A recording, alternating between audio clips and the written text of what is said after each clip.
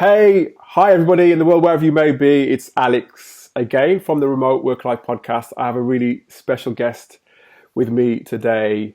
Pilar is from Virtual Not Distant, and little does Pilar know, but she's one of the very first podcasts that I started to listen to in relation to virtual and remote work. So she's very much been an inspiration to me in many ways in terms of setting up my podcast as well. And I mean, part of this Remote Work Life podcast is about putting a spotlight on people like Pilar who are experts in the world of remote work and really cutting through the noise so you can actually see who are the experts and who are not, essentially. But Virtual Not Distant is all about consulting, training, and podcast production for both established remote businesses as well as businesses who are looking to transition to the world of remote work. So I just had to have Pilar on today because I know a lot of you are, in that mindset now where you're looking to really get an understanding of what remote work is. So if you're a HR manager, if you're in learning and development, if you're a manager, or if you're a curious professional when it comes to remote work, then please keep listening. And Pilar, thank you so much for joining us today. Thank you. I didn't know you were a podcast listener. How exciting. Yeah. I listen to podcasts. I've got a select few podcasts that I listen to, and yours is bookmarked. Great. Well, thank you very much. Lovely to be here with you and your listeners. Yeah, it's really exciting for me. This is because, as I said, Pilar is one of the very first podcast, not one of the very first podcasts, but one of the very first remote related and virtual working related podcasts I listened to. So Pilar, tell us about you. Tell us about how you came to this point yourself. I followed a little bit what I needed, and I also followed a little bit where I saw the trend was going in the world of work. So some time ago, I was working as a leadership development trainer, as a team away facilitator, and I met my husband in Holland, in Amsterdam. So he wasn't my husband when I met him, obviously, but I met who would be my husband. And also my father also was chronically ill, so I had to travel a lot to Madrid. So I found myself doing a lot of Amsterdam, Madrid, London. And I thought, I've got to make this work. And if I have any kind of freelance work, even where I have to be somewhere in London, then this is not going to work. It's going to be difficult. So I looked around, and there was a company that was offering management qualifications online. And they needed someone to animate the forum. So I did that. This is when we had forums and not Slack. Oh, yeah. So we had someone to animate that. I did that. Then they said, well, would you like to run some webinars? I did that. And when I ran my first webinar, which was really old fashioned, just slides with people communicating via the chat, I finished and I was sweating and I was buzzing. And I thought I hadn't seen anyone, but I felt like I'd been in a room full of people. And I thought, okay, this is a space that might work for me.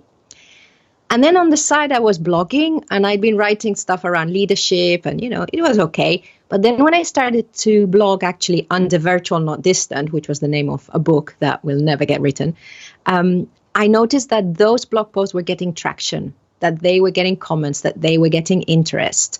And I thought, okay, there's something there. Not many people are talking about this.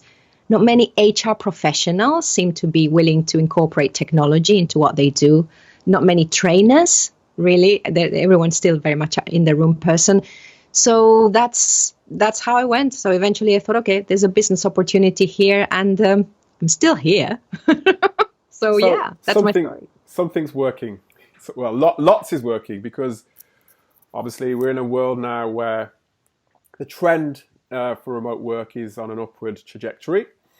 And I'd urge you to go and have a look at virtualnotdistant.com, and I'll obviously leave Pilar's details in the show notes as well.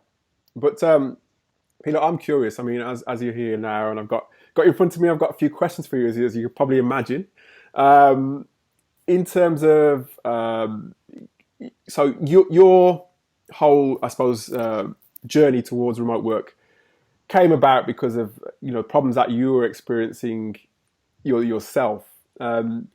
Could you tell us a bit more then about the sorts of, I suppose, clients that, I mean, I've given you an overview, but basically the sorts of work that you do, the sorts of typical clients that you work with as well? Mhm.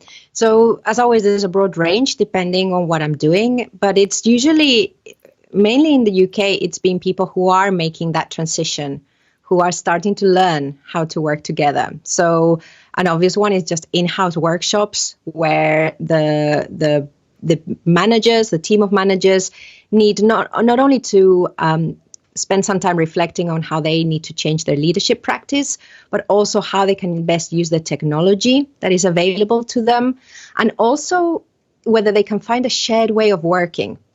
Because like with email and a lot of stuff, we've started to adapt to the medium without giving it a lot of thought and without really thinking, is this how we want this to be done in the organization? So, and within that, there's companies, there's all sorts, there's small businesses, there's government agencies, some private global companies I've also worked with. And it's always about that. It's always about, what do I need to change in my mindset, and what do my team members need now from me, now that they're away from each other? So, and within that, all kinds of projects. So from open workshops, which I do for another company, for hub events, which are really interesting because I really get a sense of what is really going on. And you see how companies are still not incorporating, not choosing best technology, not being trained. The people are not being trained in how to use the technology still. All that too, every now and then I do work with smaller companies where it's are fully distributed. So it's a whole range of people. So it sounds like a big range of people, but there is a need, certainly, because like you said, there's so much information out there, and when you read all that information, it can become overwhelming, and you're not really sure who to turn to, because there are many people who are saying that, that they specialize in this area, but it does help when you can actually come straight to somebody like Pilar about remote work. And we're going to talk actually a little bit about this whole idea of switching, the challenges in terms of switching from being in a co-located scenario to working in a remote space. We're going to be talking about that a little bit, but I'm intrigued as well to know about what challenges you had, because like you said, you were shuttling between Spain and the UK. What challenges did you face initially when you were first starting out? Well, I suppose as a freelancer and small business owner, probably the same. And as I'm mainly a trainer, as this is the main thing I started out doing. One is finding people who have that issue. So that is one of them. Otherwise, I've been freelance for most of my professional life. So I'm very used to swapping between people. I'm very used to establishing rapport very quickly with people. And also because, as I said, because I'd had already been using Skype for a very long time to stay in touch with my family, I wasn't afraid of the medium. So I can see that can be something that when you're used to building rapport with people, new clients, whatever, in person, to then switch that online, it needs some getting used to. The challenges for me have been finding a space to go to, which when we are remote, a lot of people work from home, but it might also be that we don't want to be working from home. Like we know, remote does not mean only from home. Of course. So finding a good space that suited me in travel time. I don't want to be traveling. If I can work from anywhere, why do I want to be getting on the tube? But sometimes the best space for me needed travel, and also somewhere where I felt comfortable, so that I felt better than at home, either because of the physical space or because of the people around me. So I think those are challenges that, especially when people start working away from headquarters, sometimes we think, oh yeah, I'd like to work in that space. And then actually that's not true. No, I know what you mean. And it sounds like as well, Pilar, you've made the most of using your transferable skills in many ways. Because like you said, you're able to really hit it off with people in terms of having the icebreaker and clicking. This is the first time we've met, actually, everybody. Yes. Really nice. Pilar's background is in theatre as well. You were in theatre. Tell us about that as well. Oh, yes, that was, I even have a degree in biology before I trained. Wow. So that's, yeah, I came to London to do a degree in biology, which I love. I still love. I really love science. I love anything to do with the human body and mind, which is also, I think it makes sense that I've ended up where I am. Yeah, I trained as an actress. I love acting. I love theatre. And I ran a theatre company for 10 years, a small-scale theatre company, which is where I learned also to teach and train. So everything by doing, I discovered that I really enjoyed that. So yeah, I did that for a while, and I still work as a voiceover now sometimes. So yes, I still keep that bit of artistic work going. Well, I'll tell you what, for anybody who's listening who is we're not focused mainly on this, but if anybody who is listening is in terms of transitioning their career, Pilar has made the best of each one of her skills and her attributes, and she understands herself, obviously, and where her strengths lie. And she's now consulting in this area. So I think that's just a bit of a lesson in itself, that just have a look at what you've done and how you can apply it to whatever direction you're looking to go. But no, I think that's wonderful. It's a wonderful story. Well, let's get into Pilar, because we're in a situation right now. I'm not going to go too much into detail about that on the podcast, but often we're in a situation now, and you may be in a situation where you are looking to really move your team and really enable your team in many ways to make a transition to remote work. So I wanted to ask Pilar, while she's on, certain questions about that and give us a few tips and some of her experience and guidance. So Pilar, I wanted to ask you, what in terms of when you've been a manager who has worked in a co-located scenario, there are obviously quite significant differences in that to a manager who is now managing their team on a remote basis. Can you just describe some of those for us, please? Some of those differences, please. So the main difference, and the one that people always quote, is that those quick informal conversations that we can have just by turning around, that we don't have to plan and that just come out, or those moments of joy when we bump into each other in the corridor or whatever. So that is one main difference. The other one is, of course, that visibility of people and that reassurance that they are working because we see them at their desks. Mm-hmm. So that reassurance that because we see them, we know they're working. So that's one. The other thing that people always think about is meetings. How are we going to have those meetings? Yes. Okay. Yes. Which my answer is always, you need to reduce those meetings. Don't worry too much.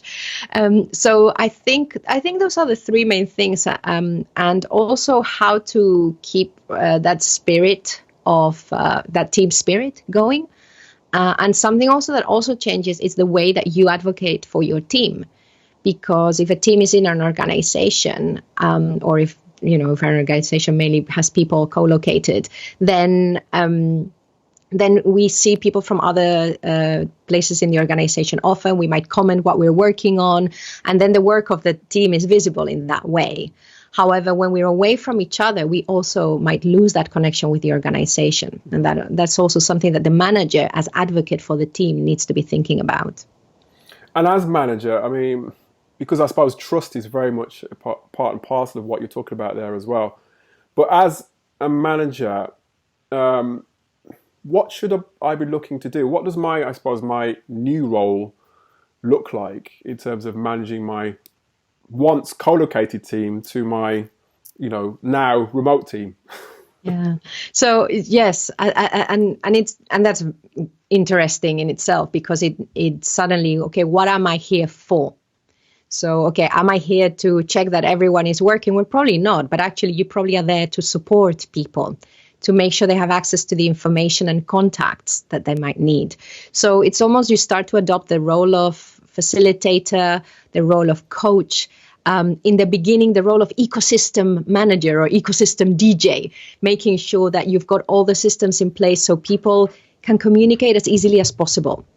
Because, for example, asking for help needs to be easy. Mm-hmm. So if we have a system in place where, I don't know, every Thursday morning we have big question time and everyone posts their big question, or we have a small catch up where we concentrate on that.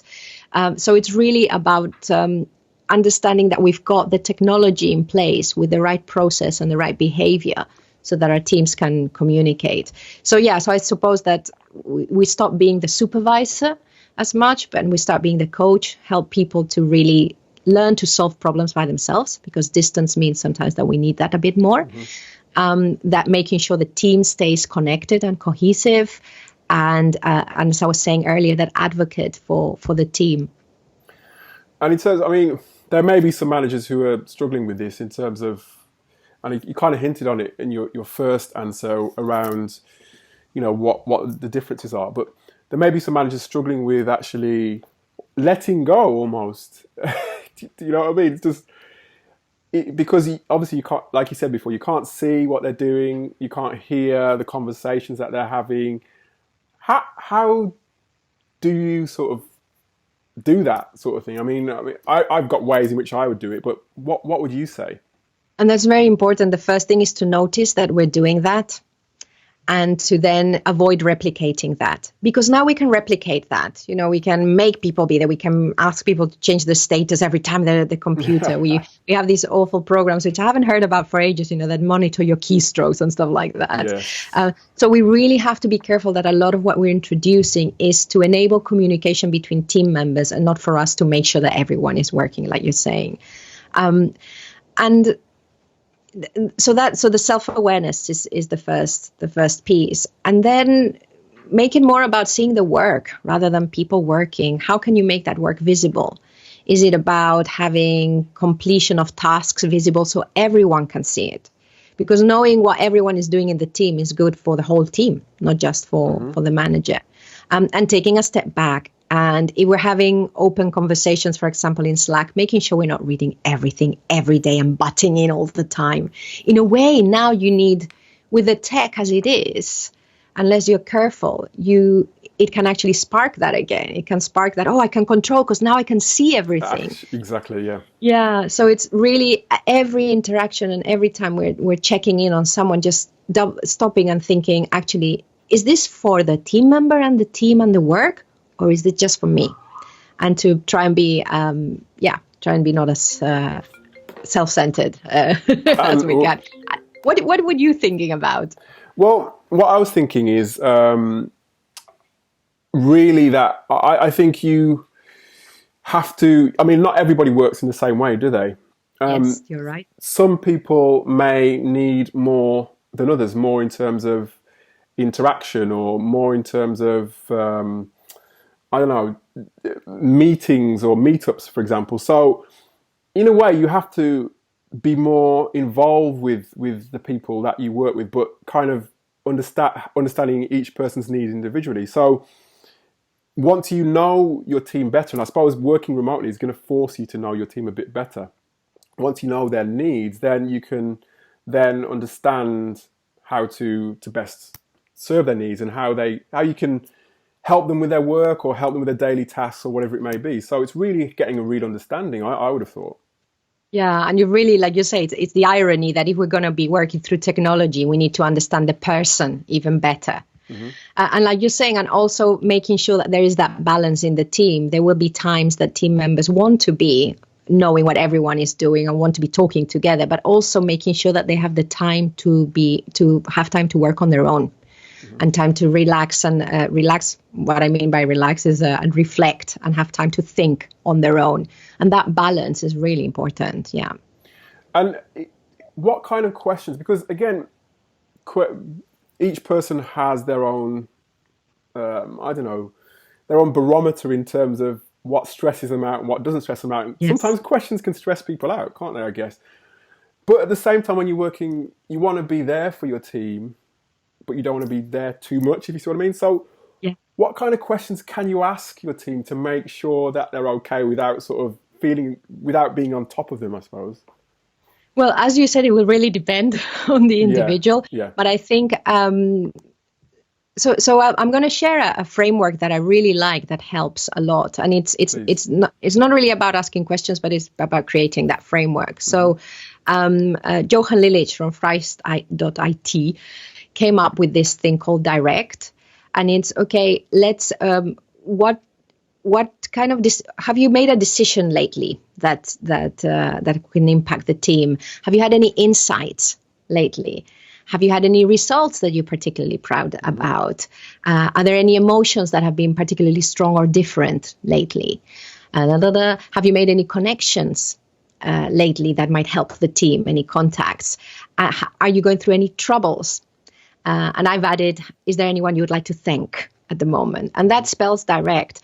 And what that does is, instead of saying how you're doing or what's up or what's recent, if you've got that framework, it just helps you think a little bit more. Because I think what happens if we're working away from people, things still happen at work, whether it's through the computer or whatever. And then to answer the question, how you're getting on, sometimes really difficult because it's so open. So there's two things we can do. One is do that question with the people that we know that that's all they need. They just need to be asked and off they go. Other people might take a little bit more. And so maybe we can ask some more specific questions, or we can even get used to using a framework in our team to help that conversation. No, that's really good. I'm going to link to that in the show notes. Thank you for that, Pilar. That's really interesting. I've not come across that one before. Yeah. I want to ask as well, because you talked about meetings as well earlier on, and the temptation could be to meet, quite often during the day, or you may feel as though, okay, you've got a team of 20 or 30 people and you're trying to check on them. How do you do that? How do you check on 20 people, and how many times do you meet per day? How do you sort of get around that, Pilar? I've no idea. I'm not gonna lie. So I think I'll do a plug for a book I've written recently, and then I'll make a confession. So I wrote this book, Online Meetings That Matter. So it's out now. Everyone can get it. It took me about 2.5 years. By the end of that, now I'm like, no, my mission is actually to reduce the amount of meetings in remote teams. So after thinking through all that, and so one of the things is if you have a team like 30 people, which is quite big, is to really pick the times when you need the whole team to be meeting together. So probably they're all hands-on, some social ones, probably ones where something really important has happened that one team member needs to communicate to everyone else and get input into. Yes. To really pick them, because 30 people online, 30 people anyway in a room is too many people, but online it's even worse. So pick those times. And start to trust, and this is back to your point of that change in mindset, start to trust for team members to meet without you. It's fine. It really is fine. And in fact, sometimes meetings will be more productive when the manager is not there, however non-hierarchical we want to be. Sometimes maybe more stuff gets done because people feel a little bit freer to speak without us. This is the reality, no matter how wonderful we are. So that is one. The other is to have systems in your ecosystem where people can have very quick conversations, so that we don't wait until the meeting to have those conversations. So we need to be able to be having the conversations when we need them with our team members. And that is probably going to be asynchronous. Or we might also get into the habit of, if we need something, pick up the phone, talk to that one person, and then that's done, rather than always waiting till we're all together in the meeting. So that is one. The other is often meetings are there for people to make decisions. So it's really important if we can identify times when we can delegate that decision making to either the individual or a group of individuals. Because if not, you really can get into a habit of every time I need to make a decision, I need the whole team around me. And that is just really not productive and not conducive to good teamwork, actually. So that's one. And try and get involved for those meetings, involve as many people in the running of the meeting. So one person might be the facilitator who's kind of getting the conversation going, but somebody might be looking at timekeeping. Might also be interesting to have someone who looks after the health of people while we're online, just reminding us all to stretch, rest our eyes. Of course, yeah, that's important. Yeah. So really don't think that you have to be doing everything in the meeting, which sometimes is the temptation. And the other thing, with all of this, you're working remotely, you've got 20, 30 people in your team, and it's not just about you supporting the team, it's about also having somebody there to support you as well. It can be really really overwhelming. I can imagine having a team of 20 online. I've not managed a team of that size myself online before, but it can be quite overwhelming. How do you set up your support network? Who do you speak to in terms of getting that support? So if you're in an organization, you might want to talk to other people in the organization, in other departments, etc. So that's an easy one. And the way to do that is just you need to reach out and you need to be making those connections. That you have to be proactive with that. So that's one. The other one, if you don't want to find your support network in your organization for whatever reason, then you need to be reaching out in other ways. So, for example, Marcus Vermuth from Buffer, who I talk to a lot on the podcast, okay. He's great. He just at some point just put out a note on LinkedIn and said, "Okay, if anyone wants to meet, let's just talk and let's start to create that support network." And I think that the online space has changed so much that is completely acceptable now. It's completely acceptable to go on some social media and say, I'm this kind of person, I'm looking to talk to people like this, and it's quite easy to set up that meeting. There's loads of online communities now of all kinds of shape and form, not just for remote managers, but managers in general. You can join those. They usually have a mixture of asynchronous communication with live stuff. Mm-hmm. And that and also you need, the interesting thing is to find the support system not when you most need it. Of course, not when you're overwhelmed. Yeah. Set that up beforehand. From the beginning, you need to be working on it constantly. And even saying, okay, I've got 3 or 4 people, I'm going to meet regularly with them every 3 months. It doesn't matter if I'm okay, and I'm going to make the time. Because building that trust with those people is going to pay off when I really, really, really need them. And also you learn so much from just talking to other people from what they're doing. So so that's very important to think ahead about that and not wait till you really need it. Yeah, and I think it might be important to link to some of those groups actually again in the show notes. I might come back to you on that afterwards, Pilar. But yeah, support networks. I mean, my support network includes not just people who are within the world of remote work, but people who, I have a coach as well, a personal coach, even family members and colleagues who I could just, well, not even colleagues, friends who work online who aren't any way, shape or form involved in the work I do. So I could just have a conversation with them and just talk about football or talk about, what's happening. Yeah. So no, it's great advice. Thank you. And in terms of staying connected, because I mean, that is obviously a big component of remote work. And that's something that you are very well involved in terms of keeping the team, just galvanized, I suppose. I don't know if that's a good word. Probably. How what are the ways in which you can keep your team on track and galvanized? So do you mean socially, informally, or more work focused? I think more work focused Okay. First of all, yeah, I would say. So again, it's going back to anything that is making the work visible for as much as possible. Tell me if this is where you were going to. Yeah, sure. Just in case I go off on one. So, for example, using the online tools to really keep that work visible and give us that sense of connection and working towards something as a whole. For example, something like a Trello board. I love Trello. You can see everything that's going on, but it's really, the information is very compartmentalized, if that's the word. That's the word. And it's very easy to go and look at what people are doing and feel, okay, yeah, there's other people there, even if they're not next to you. The fact that they have this, as long as the board is kept up to date. Because that's another thing, that sometimes we set processes up for connection, they just fizzle out, and then they become processes of disconnection. So I think as a manager, it's really important that anything we're setting up to keep the team together and to keep that sense of cohesion, that we're continuously monitoring that it's working. And if it's not working, admit that, understand why, and change it in some way. But don't let things fizzle out, because that is really a point of disconnection.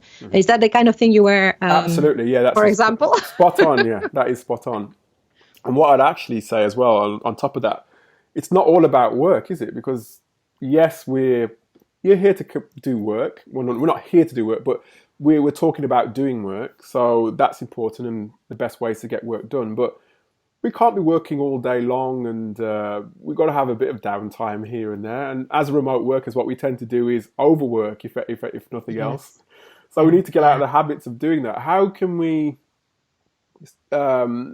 keep those impromptu conversations and the cooler moment, the water cooler moments, or even sort of just generally, how can we sort of keep that banter going, I suppose you could say as well. Yeah. So how can we continuously remind ourselves that we're human? It's another one. Yes.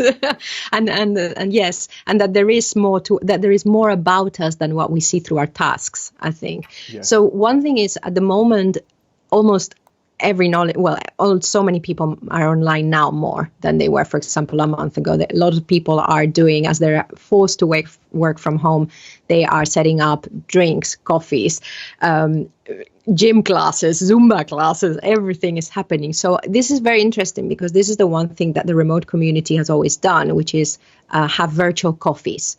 And it's perfectly fine to switch on your camera and meet without knowing what you're going to talk about. And in some teams and organizations, it's mostly optional. So you don't even know who's going to turn up. So, and that is part of human nature, is not knowing who's going to be there, what you're going to talk about. Mm-hmm. So all these virtual coffees that we've been championing as a way of, like I say, planned spontaneity, because if you don't plan for these coffees, they don't happen. Yep. And then you can be spontaneous. They're going to start to be more acceptable. And I think as more teams go remote or transition to more office optional, these things, they're not going to be new anymore. So this concept of, as co-workers meeting online just to catch up, I think it's going to be more acceptable. And that is one very easy way of doing that, of reminding us that we're still humans. So that's another way. I like that. And in terms of, tech, you've talked about Trello, you've talked about Slack. It can sometimes be, again, if you're new, I guess, it can be quite overwhelming, because there's so many people out there saying they've got this tool for that and that tool for this, and you could use Slack and Skype and Zoom. What are the entry level, I suppose, simple collaboration tools that will just help people to just start out with those video conversations, or if it's not video conversations and meetings, I suppose. Should we just focus on those two? What are those good tools out there? For video conversations and meetings, Zoom is doing very well. I bet they are, yeah, I can imagine. I think Zoom is great. I was on something else the other day, yesterday, but I can't remember, and I couldn't see. You could only see people on speak mode. So I think for one-to-one conversations, Skype still works really well. What's it called? Classic Skype, maybe it's called now. I don't know. So I think if you've got those, I think for me, Skype and Zoom, they're what serves me best. But sometimes we can't use those because the computers that we've been given don't let us. So at the end of the day, sometimes it's what do we have access to? True. Also. Yeah. So can I say something about tools? Please on the subject? Yeah, please. I think going back to your point of overwhelming and how do we use this and what do we use for what? I think it's good to take a step back and say, okay, what do we need to know from each other and how often? Yes. And then start, okay, what is the best way? So, for example, if we need to know our tasks and the breakdown of tasks and have that up to date, Trello, it's great. If we need more long-form conversations, maybe Slack used asynchronously might be good. Mm-hmm. Because this is another thing, is that we need to understand that tools are designed to be used in some way, but actually sometimes we can adapt how we use them and make them work for us. I think that's really important. And then what are we creating? If we're creating long documents and stuff, then we probably want to be working as much as possible in the cloud on something like Google Doc or Microsoft in Office 365, so that we can have those conversations there in the document and not in a separate email or whatever. So what do we need to do? How often do we need to use it? And what is then going to be the best tool? And how we use it in a way that makes sense to us. So just because everyone's using chat as a chat real time, almost real time thing. Doesn't mean we can post something and then we've agreed that we don't look at it for 2 days because that conversation is not that important. So it's really, so all of that. Yeah, and I think really on top of that is just use the tools that keep it simple, really, and just use tools that are intuitive. I mean, Skype is, like you said, it's pretty good. It's pretty easy. It's just plug and play. And I mean, it may be that, if you've got some sort of application on your phone and you need to have an impromptu meeting or speak to somebody, it might be just well and good just to pick up your phone and have a FaceTime with somebody, that sort of thing. But just keeping things simple. I feel like that's been really, really good. In terms of, I'm intrigued as well. Thank you for that little segment there. But what are you working on at the moment? What's in the pipeline for Virtual Not Distant? Well, we had lots of things planned, and then the world came to a halt. And I have found myself, very interestingly, as I was saying to you before we were recording, working a lot with Spain, because Spain traditionally has not embraced at all remote work. I mean, it's still called telework because that's mainly what it is. And it's still that mindset that we are teleworking rather than we're working from wherever we work best. And they've been really suddenly forced to do that. So I'm working, and as a consequence, there are not many people like me there, like in Spain, who can say, I've been thinking about this for a while. That's been a challenge because my work is not to help people from one week to the other to work from home. My work has been to transition thoughtfully with a change in mindset, change in culture to an online way of working. So I'm learning loads. And I'm even having to, for now, reconsider my own practice, because I am at heart a coach and facilitator. Yes. That I like to ask a lot of questions and guide people. At the moment, people need more guidance than to reflect. The space for reflection is still needed, but so even as practitioner, I'm being challenged greatly. And then something that we've been thinking about is consolidating the work we do around visible teamwork. That is really something when we talk about deliberate communication, work visibility, and planned spontaneity. The whole visible teamwork is a whole thing that we've been working on for a while, really consolidating that as a set of principles that we can give to people. And then if they've got Skype, Slack, Trello, they can work with that. If they've got email and Zoom, they can work with that because these are principles. And then finally, the last thing we had planned to kick off this year, but we'll see if it happens, is this in-house podcasting. So something to help either organizations who have lots of remote workers or remote organizations, distributed organizations, to create some kind of communication that is audio-based, that really brings the voices of the people, that brings the personalities of the people to the front, and something that is created within a community rather than a top-down, CEO telling us what to do. Yes. So this is something that it'd be interesting to do. We haven't started, but I think and also to just get people away from the screens, because we spend a lot of people in front of the screen. So a podcast for those of us who can hear will be a really nice way of moving away from the screen. Well, it sounds like you're pretty busy. Well, we shall see. Lots of ideas as always. Sounds like you're very busy at the moment, but it's all good because it's very much needed, and it's like I said, I think people like Pilar need to be spoken about, and that's partly why I wanted to have Pilar on the podcast with us today. And you also you mentioned one of your books, but there's another book that you've written as well. Tell us about your other books as well before we let you go. Very quickly. So we've got Online Meetings That Matter is the meetings book. Yeah, have a look. I think it's very interesting. It's really about, it's about the personal side of getting your team meeting in the best way possible. Anyway, interesting. Thinking Remote is a collection of blog posts that I co-wrote with Maya Middlemiss, and that is inspiration for distributed teams. Then I've got one about my voiceover career called Hi, I'm Here for a Recording, The Ordinary Life of a Voiceover Artist. And I've got others, but I love writing, and self-publishing has meant that I can write, get it out there and see what happens. Excellent. Well, Pilar, it's been great to finally speak to you, having listened to you for such a long time and have you on the podcast. Thank you. We'll be looking out for what you're doing. I will leave your details in the show notes, virtualnotdistant.com. I'd urge you to have a look at Pilar's website and listen to the podcast. on whichever medium you listen to your podcasts. And Pilar, we will be looking out for what you're doing in the future. And thank you for joining us. Thank you. It's been a pleasure to meet you with a listener. Yay! Yes, I'm one of your listeners. Excellent. I will speak to you soon, Pilar.